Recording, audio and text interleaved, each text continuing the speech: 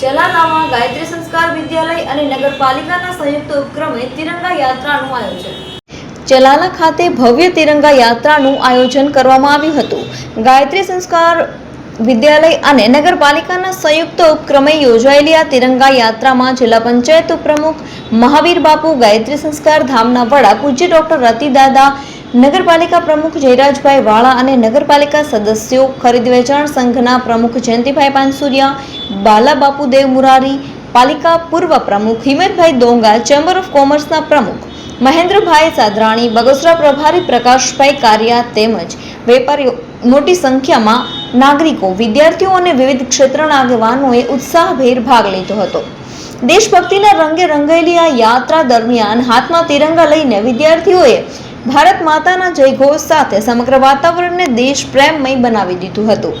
યાત્રામાં જોડાયેલા લોકોએ રાષ્ટ્રધ્વજ પ્રત્યે આદર વ્યક્ત કરીને દેશની એકતા અને અખંડિતતાનો સંદેશ આપ્યો હતો। આ તિરંગા યાત્રાએ ચલાલા શહેરમાં દેશપ્રેમ અને રાષ્ટ્રીય એકતાની ભાવનાને વધુ મજબૂત બનાવવા મહત્વપૂર્ણ યોગદાન આપ્યું હતું।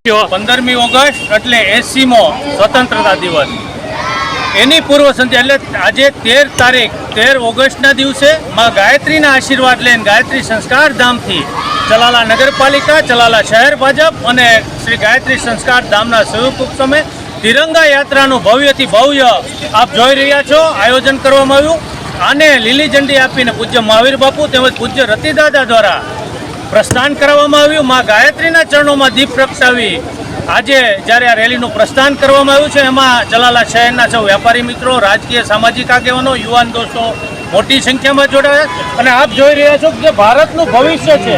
સંસ્કાર ધામ ચલાલા મહેશ મહેતા આજે સમગ્ર ભારતમાં જ્યારે તિરંગા યાત્રા નીકળી છે ત્યારે ચલાલા અને આસપાસના વિસ્તારના લોકો, ચલાલા અને મીઠાપુર અને આજુબાજુના ગામના લોકો આજે ચલાલાના માર્ગો ઉપર તિરંગા યાત્રા લઈને નીકળ્યા છે। ભારતની આન બાન અને શાન એવા આપણા તિરંગાની આન બાન અને શાન માટે આજે તિરંગા યાત્રાનું આયોજન કરવામાં આવ્યું છે, જેમાં આ યાત્રાનો શુભારંભ ગાયત્રી સંસ્કાર ધામ ખાતેથી કરવામાં આવ્યો હતો।